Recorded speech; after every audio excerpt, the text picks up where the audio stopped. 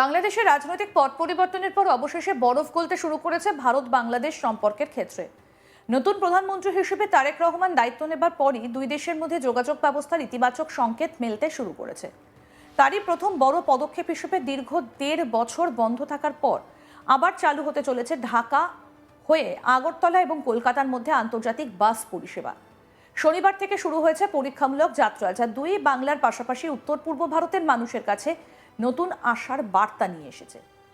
২০২৪ সালের অগাস্টে বাংলাদেশের রাজনীতিতে বড় পরিবর্তন আসে। দীর্ঘদিন ক্ষমতায় থাকা শেখ হাসিনা নেতৃত্বাধীন বাংলাদেশ আওয়ামী লীগ সরকারের পতনের মধ্যে দিয়ে এক অনিশ্চিত অধ্যায়ের সূচনা হয়।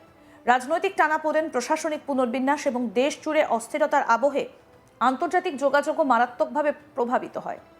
পরিস্থিতি সামাল দিতে অন্তর্বর্তী প্রশাসনের দায়িত্ব নেন অর্থনীতিবিদ ডক্টর মোহাম্মদ ইউনুসের উপদেষ্টা মণ্ডলী। তবে এই সময় ভারত বাংলাদেশ সম্পর্কের ক্ষেত্রে একাধিক বিতর্কিত মন্তব্য এবং ঘটনায় উত্তেজনা বাড়ে। বিশেষ করে ২০২৪ সালের নভেম্বর মাসে বাংলাদেশের ব্রাহ্মণবাড়িয়া জেলার ত্রিপুরা থেকে কলকাতাগামী শ্যামলী পরিবহন মৈত্রী বাসে হামলার ঘটনা দুই দেশের মধ্যে যাত্রী পরিষেবা স্থগিতের অন্যতম কারণ হয়ে দাঁড়ায়। নিরাপত্তাজনিত উদ্বেগ এবং ভিসা পরিষেবা স্থগিতের ফলে কলকাতা আগরতলা আন্তর্জাতিক বাস চলাচল অনির্দিষ্টকালের জন্য বন্ধ হয়ে যায়। সম্প্রতি নির্বাচনে বাংলাদেশে জাতীয়তাবাদী দল বিএনপি ক্ষমতায় আসে এবং প্রধানমন্ত্রী হিসেবে দায়িত্ব নেন তারেক রহমান। তিনি দায়িত্ব নেবার পরপরই প্রতিবেশী দেশ ভারতের সঙ্গে সুসম্পর্ক গড়ে তোলার বার্তা দেন। কূটনৈতিক মহলে তার এই অবস্থানকে অত্যন্ত তাৎপর্যপূর্ণ বলে মনে করা হচ্ছে। ভারত সরকারের পক্ষ থেকেও ইতিবাচক সাড়া মিলেছে। বাংলাদেশের নাগরিকদের জন্য ভিসা পরিষেবা পুনরায় চালু করার কথা জানানো হয়েছে। দীর্ঘদিন বন্ধ থাকার পর এই ঘোষণাকে দুই দেশের মানুষের মধ্যে স্বস্তির নিঃশ্বাস হিসেবেই দেখা হচ্ছে। রাজনৈতিক বিশ্লেষকদের মতে এই পদক্ষেপ কেবল যাত্রী পরিষেবা নয়, বাণিজ্য এবং সাংস্কৃতিক সম্পর্ক পুনরুজ্জীবিত করতেও বড় ভূমিকা নেবে। শনিবার সকালে ত্রিপুরার আগরতলা শহরের কৃষ্ণনগর ডিপো থেকে একটি বাস ঢাকার উদ্দেশ্যে রওনা দেন। আপাতত ২ থেকে ৩ দিন পরীক্ষামূলকভাবেই যাত্রা চলবে বলে জানিয়েছে সংশ্লিষ্ট কর্তৃপক্ষ। পরিস্থিতি স্থিতিশীল থাকলে সপ্তাহে ৩ দিন নিয়মিত পরিষেবা চালুর পরিকল্পনা রয়েছে।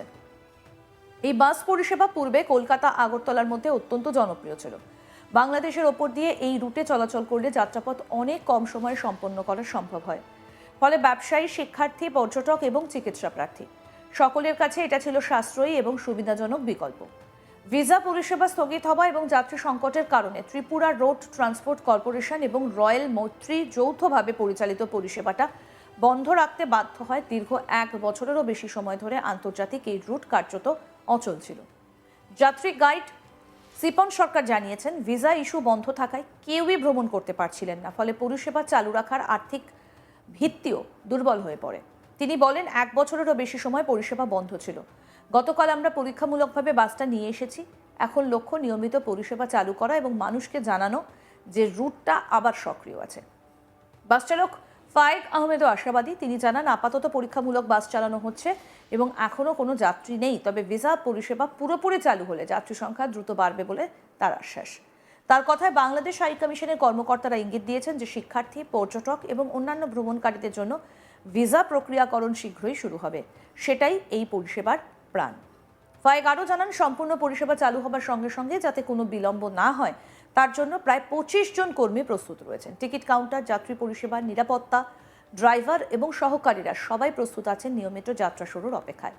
পরিবহন দপ্তরের এক আধিকারিক জানিয়েছেন, পরীক্ষামূলক পর্যায়ে যাত্রাপথের নিরাপত্তা, কাস্টমস প্রক্রিয়া এবং ইমিগ্রেশন ব্যবস্থার কার্যকারিতা খতিয়ে দেখা হবে।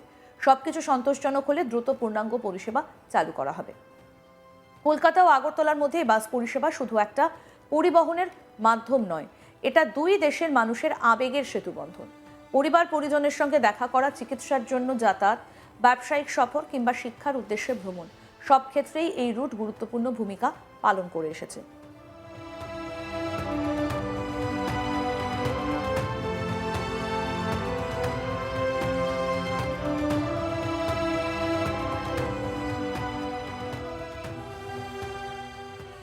বিশেষ করে ত্রিপুরাবাসীর কাছে এই পরিষেবা ছিল জীবনরেখার মতো। ভৌগোলিকভাবে ভারতের মূল ভূখণ্ডের সঙ্গে ত্রিপুরার সংযোগ সীমিত হওয়ায় বাংলাদেশের ওপর দিয়ে যাতায়াতের সময় এবং খরচ দুই কমায়। ফলে পুনরায় পরিষেবা চালুর খবরে স্থানীয়দের মধ্যে উচ্ছ্বাস লক্ষ্য করা গেছে। বিশেষজ্ঞদের মতে আন্তর্জাতিক বাস পরিষেবা পুনরায় চালু হওয়া কেবল যাত্রী চলাচল নয়, বৃহত্তর অর্থনৈতিক সম্পর্ক পুনরুজ্জীবনেরও ইঙ্গিত। সীমান্তবর্তী অঞ্চলে ক্ষুদ্র ব্যবসা, হোটেল, পর্যটন এবং ট্রান্সপোর্ট খাত সরাসরি উপকৃত হবে। তাছাড়া রাজনৈতিক অস্থিরতার পর এমন একটা উদ্যোগ দুই দেশের মধ্যে আস্থা পুনর্গঠনে সহায়ক হবে। প্রধানমন্ত্রী তারেক রহমানের ঘোষিত সুসম্পর্ক নীতি বাস্তবায়নের প্রথম দৃশ্যমান পদক্ষেপ হিসেবেই দেখছেন অনেক কূটনীতিক। এখন নজর পরীক্ষামূলক পর্যায়ের সাফল্যের দিকে। নিরাপত্তা, প্রশাসনিক সমন্বয় এবং ভিসা প্রক্রিয়া নির্বিঘ্ন থাকলে খুব শিগগিরই নিয়মিত পরিষেবা শুরু হবে বলে আশা করা হচ্ছে। সপ্তাহে 3 দিন দিয়ে শুরু হলেও ভবিষ্যতে যাত্রী চাহিদা অনুযায়ী সংখ্যা বাড়ানো হতে পারে। 1.5 বছরের অচলাবস্থার পর কলকাতা আগরতলা আন্তর্জাতিক বাস পরিষেবার পুনর্জাগরণ নিঃসন্দেহে একটা ইতিবাচক বার্তা বহন করছে। রাজনৈতিক পরিবর্তনের পর দুই দেশের সম্পর্ক নতুন মোড় নিচ্ছে। এই পরিষেবা তারই বাস্তব প্রতিফলন। দুই বাংলার মানুষের প্রত্যাশা এখন একটাই, এই যাত্রা যেন আর থেমে না যায়। বন্ধুত্ব, বাণিজ্য এবং পারস্পরিক সহযোগিতার পথে যেন গতি অব্যাহত থাকে।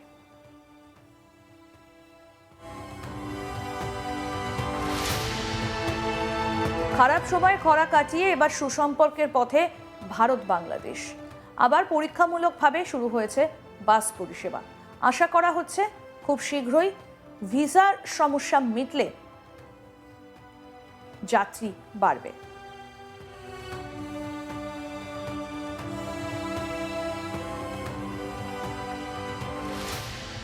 শনিবার সকালে ত্রিপুরার আগরতলা শহরের কৃষ্ণনগর ডিপো থেকে একটা বাস ঢাকার উদ্দেশ্যে রওনা দেয়। আপাতত 2 থেকে 3 দিন পরীক্ষামূলকভাবে চলবে বলে জানিয়েছে সংশ্লিষ্ট কর্তৃপক্ষ। পরিস্থিতি স্থিতিশীল থাকলে সপ্তাহে 3 দিন নিয়মিত পরিষেবা চালুর পরিকল্পনা রয়েছে।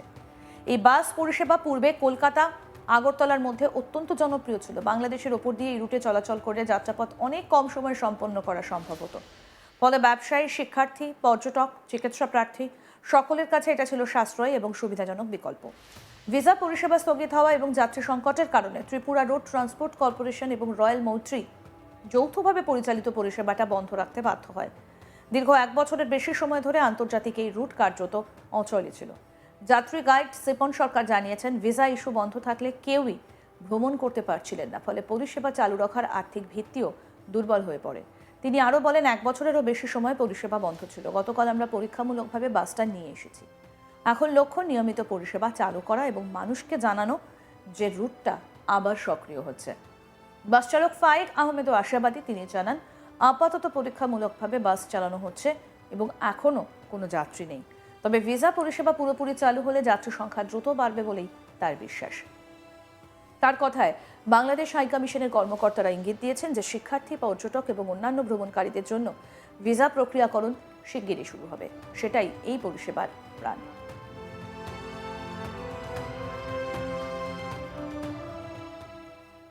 আরও আপডেট পেতে দেখতে থাকুন আজ তাক বাংলা। সাবস্ক্রাইব করুন, নোটিফিকেশন পেতে বেল বাটন অপশন প্রেস করুন।